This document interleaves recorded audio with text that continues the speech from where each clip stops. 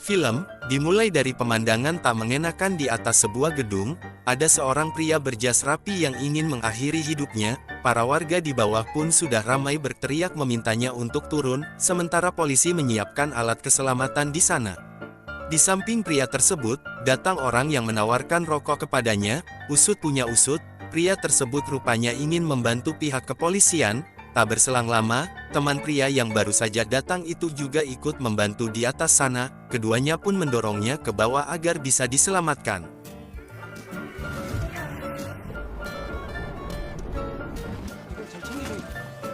Diketahui pria ini bernama Yong Ris. Dia bekerja di sebuah showroom mobil yang menjual koleksi brand kendaraan roda 4 yang begitu mahal dan ternama. Di saat itu dia ditugaskan mengantarkan mobil mewah bercat merah. Bukannya dikerjakan sendiri, dia malah menelpon temannya yang bernama Dong Sik untuk mengantarkan mobilnya. Di pagi hari dia dibangunkan oleh mimpi buruknya, di mana Yong Ris sedang menagih hutang kepada kliennya. Dia malah ditembak oleh anak kecil. Mimpi itu berkelanjutan ketika dia mendapati kabar bahwa Dong Sik telah kabur membawa mobilnya. Sampainya di sana, temannya menjelaskan bahwa semestinya 2 jam lalu, mobil itu sudah sampai kepada pemesannya. Dengan panik, Yong Ris menelpon Dong Sik tapi dia tak mengangkatnya. Di saat bersamaan ada telepon masuk, di mana Yong Ris mendapat kabar bahwa ayahnya telah meninggal. Sebenarnya dia tidak peduli dengan musibah yang menimpa ayahnya, namun karena dia mendengar bahwa ayahnya meninggalkan warisan, dia pun bergegas menuju tempat tinggal orang tuanya. Berharap peninggalan uang ataupun rumah, namun yang diberitahukan hanyalah hutang ayahnya. Hal itu membuat Yong Ris semakin kesal. Dia pun mencoba lagi menelpon Dong Sik. Saat teleponnya tidak nyambung, kesalnya berlanjut hingga dia pun menendang kaleng yang tertuju kepada sebuah mobil sedan tua.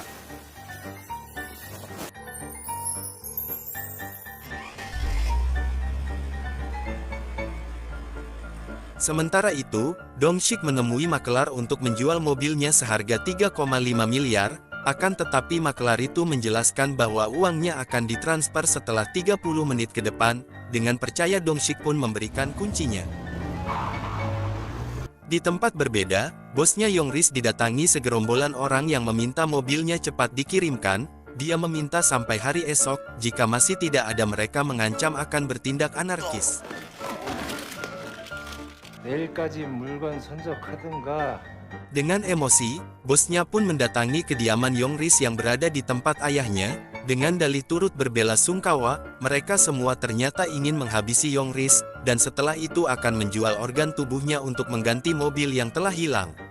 Dengan ratapan dan tangisannya, Yong Ris meminta kepada bosnya untuk 1 hari ini saja, pengambilan nyawanya ditunda untuk menghormati ayahnya. Di saat itu juga, sang nenek menyuruh mereka semua untuk masuk dan menginap. Di malam harinya, Yong Ris dipusingkan bagaimana caranya agar dia bisa lari, dan lalu dia melihat kunci mobil sedan tua yang dilihatnya di samping rumah, dan ketika pagi harinya, bosnya yang ketiduran semalaman, mereka semua dipanikan dengan Yong Ris yang sudah tidak ada di sana.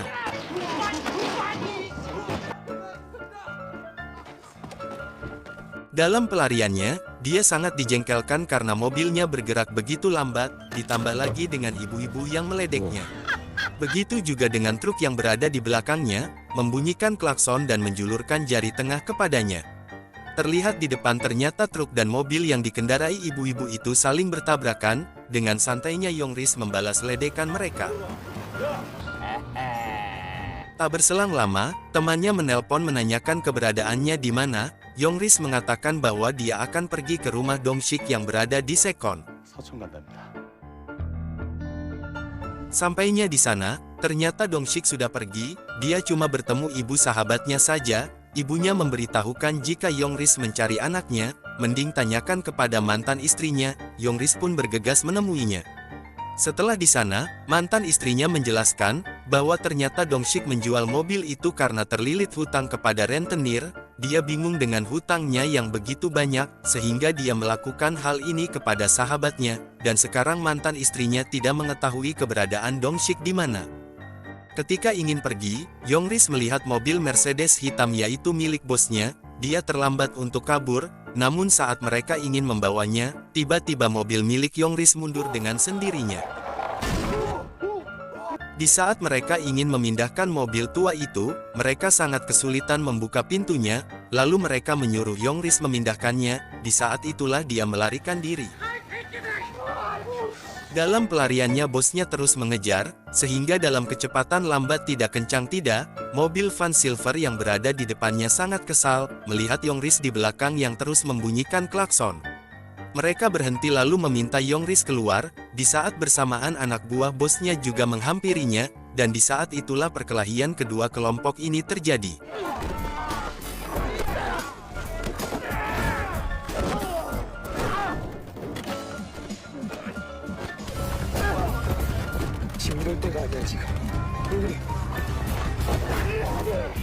Setelah musik dalam mobilnya nyala sendiri, sekarang lampu sennya pun mengarahkan untuk belok ke sebelah kanan. Akhirnya Yongris pun mengambil kesempatan untuk menjauh dari mereka. Kini dia pun akan memasuki sebuah tol, namun karena Yongris tak punya uang, dia membohongi petugas gerbangnya, bahwa pembayaran untuk mobilnya sekalian oleh pengendara yang ada di belakang. 2,400원입니다. 행이시라고. 너무 자연스러웠지? 형이 머리가 이렇게 좋아! 형이 머리가 이렇게 좋아! Berhenti di persimpangan jalan, Yongris menelpon pacarnya untuk meminta uang, namun sang pacar nampaknya begitu kesal, karena dia berpikir Yongris telah melarikan diri darinya. Di saat ini dia sedang hamil anaknya, namun Yongris tiba-tiba menghilang dan sekarang datang dengan keluhannya. Akhirnya mau tak mau dia pun harus tidur di dalam mobil. Ketika memejamkan mata, dia teringat masa kecilnya bersama sang ayah penuh ceria. Entah masalah apa, ketika dia besar, Yongris malah terbalik sangat membencinya. Pagi harinya dia mendapati telepon dari mantan istrinya Dong-sik, bahwa anak-anaknya telah menelponnya, dan mereka berada di pantai yang beralamat di kota Cheongnam. Nampaknya nasib sial selalu menghampiri Yongris. Saat mau memakai Google Maps di handphonenya, malah baterainya habis, tapi untungnya dalam mobil itu ada alat petunjuk jalan menuju ke suatu tujuan. 오케이! 목소리 좋고! Berjalan di cuaca kabut, Yongris mengikuti petunjuk Maps, namun dia malah mengarah ke arah jurang.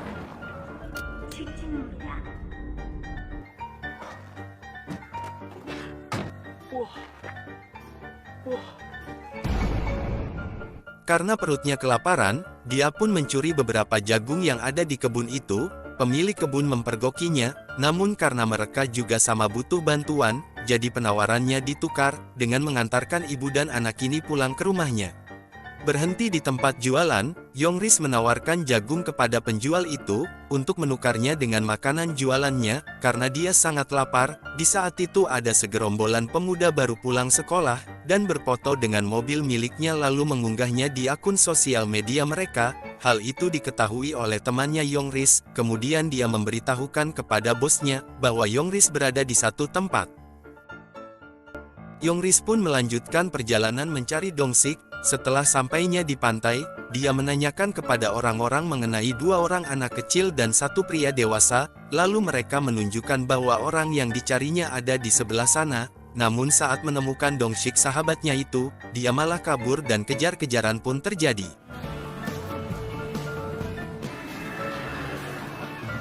절대 묻혀 이 새끼.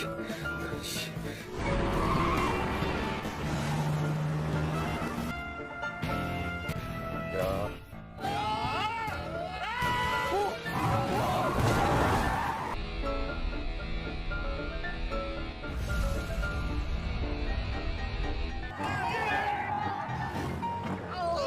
Di saat itulah bosnya mengejar Yongris, sedangkan Yongris mengejar Dong-sik, hingga berlanjut dan perjalanan mereka semua terhenti karena jalannya buntu, sehingga mereka harus memutar balik kendaraannya.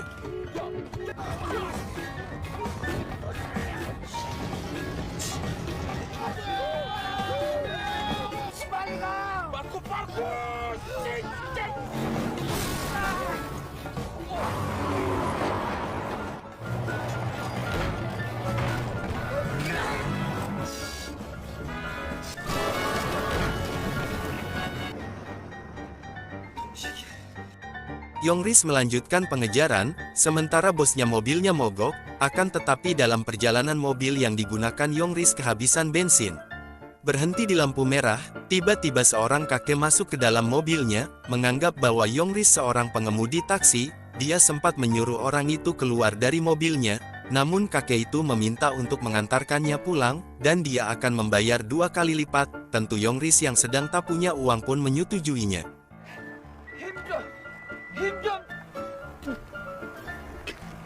Setelah sampainya di pengisian bahan bakar, ternyata mobilnya bukan pakai bensin, tapi pakai gas LPG, sehingga mengharuskannya berjalan lagi 700 meter dari tempat ini. 오케이. 가시죠, 할아버지. Karena kakek itu sudah memberikan uang yang banyak, sehingga setengahnya Yongris harus membayarnya dengan cara membantu kakek di peternakan, dan lalu Yongris diberi ganti pakaian. Di sana dia dijamu dengan baik, lalu setelahnya dia keluar untuk merokok, seakan ingatannya memaksa untuk mengenang masa lalunya ketika muda. Sesudah pulang sekolah, Yongris melihat ayahnya bersama ibunya bertengkar, lalu mereka memutuskan untuk pisah. Di saat itu ibunya terus bekerja keras demi anaknya, namun suatu hari, ibunya harus dirawat karena penyakit yang dialaminya. Yongris bingung tak punya biaya untuk membayar pengobatannya, sehingga dia meminta bantuan kepada ayahnya, namun ayahnya tak kunjung juga datang ke rumah sakit, sampai ibunya meninggal dan di saat itulah Yongris benci kepada ayahnya.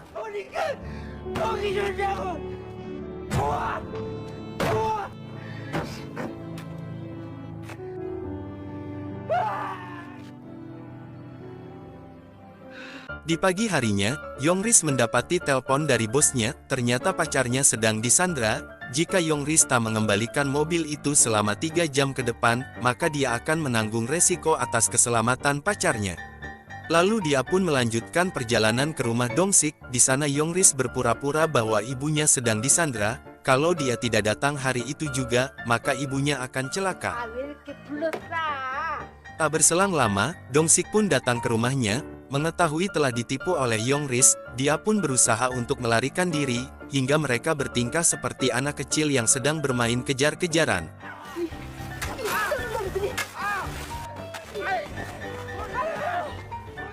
Yongris sebenarnya tidak ingin menyakiti sahabatnya itu, dia cuma ingin mobilnya kembali, kalau tidak dia akan dihabisi oleh bosnya.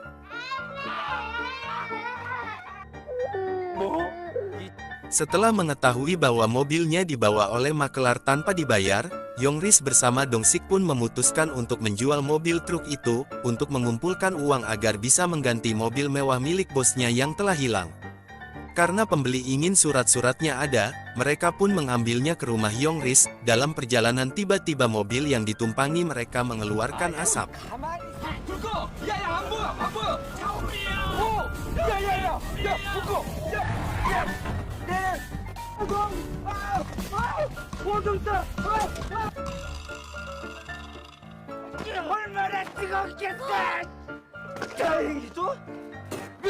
Mereka pun melanjutkan perjalanan. Betapa kesalnya Yongris dengan tingkah sahabatnya itu, merokok di dalam mobil yang menyebabkan kebakaran. Sesampainya di rumah ayahnya, dia mencari surat-surat mobil truk itu. Setelah menemukannya, Yongris bersama Dong-sik pun bermaksud untuk menemui kembali pembelinya. Dalam perjalanan, Yongris menelpon seseorang yang bernama Dubong, menggunakan handphone sahabatnya. Jadi sebelumnya, ketika Dong-sik menjual kepada makelar itu, dia menghubungi Dubong dulu, lalu Dubong mengarahkan mobilnya untuk dijual kepada makelar saja, tapi sekarang nampaknya mobil itu sudah dikembalikan dan berada di tempat Dubong. Yongris yang mendengar kabar itu pun langsung menuju ke tempatnya. Dan ternyata Dubong juga pemilik showroom mobil. Ketika dia mengetahui bahwa mobil merah itu milik rekannya, dia langsung menghubungi bosnya Yongris untuk memberitahukan bahwa mobil miliknya ada bersamanya, dan dia juga mengatakan bahwa Yongris akan ke tempatnya. Sampainya di sana, Yongris bersama Dong-sik menghampiri Dubong. Ketika menanyakan apa alasan mobilnya dikembalikan, tiba-tiba mereka dipukul dari belakang oleh 2 orang. Mendapati dirinya ada di bagasi mobil, Yongris berusaha untuk melepaskan tali ikatannya, dan ternyata yang membawa dia adalah bosnya. Mereka pergi ke dermaga kosong, yang sekarang dijadikan markas oleh sekelompok oknum yang berkedok makelar. Di saat itu ternyata mobil merah milik bosnya ada di sana. Di saat keluar dari bagasi, Yongris begitu senang karena mobilnya telah ditemukan, dan lalu Dubong memperlihatkan apa yang ditemukannya dalam mobil merah itu, dan saat itu bos Yongris pun marah karena barangnya telah dipegang oleh Dubong, sehingga dia menghajarnya lalu keributan itu didengar oleh sekelompok oknum yang berada di dermaga. Yongris bersama Dongsik pun meminta maaf atas kesalahannya, namun tak berselang lama, kelompok yang berada di dermaga itu mendatangi. Mereka merasa terganggu atas keributan yang terjadi di tempatnya, sampai akhirnya kedua kelompok ini terlibat pertikaian.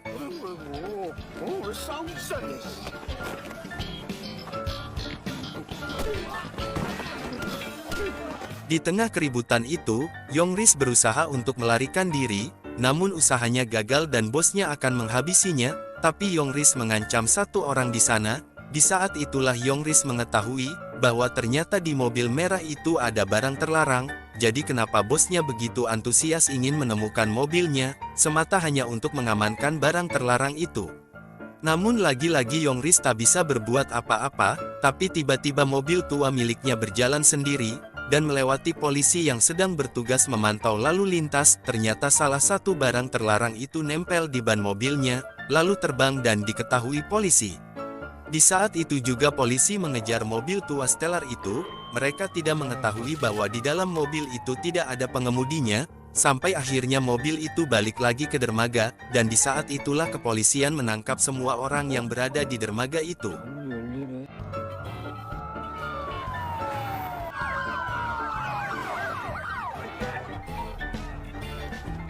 Mengetahui bosnya ingin melarikan diri, Yongris pun mengejarnya, dengan mobil Stellar milik ayahnya, walaupun cuma dengan modal suara knalpot berisik, tapi kecepatan segitu-gitu aja, namun dengan skill mengemudi yang dimilikinya, akhirnya Yongris pun bisa melumpuhkan bosnya.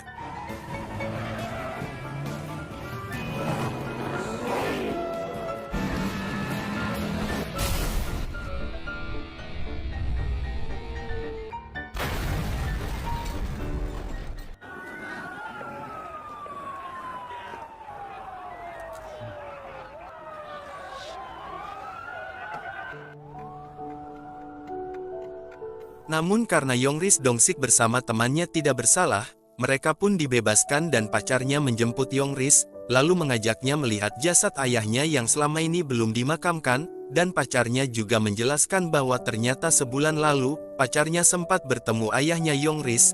Ayahnya ternyata menjual salah satu organ tubuhnya untuk operasi ibunya.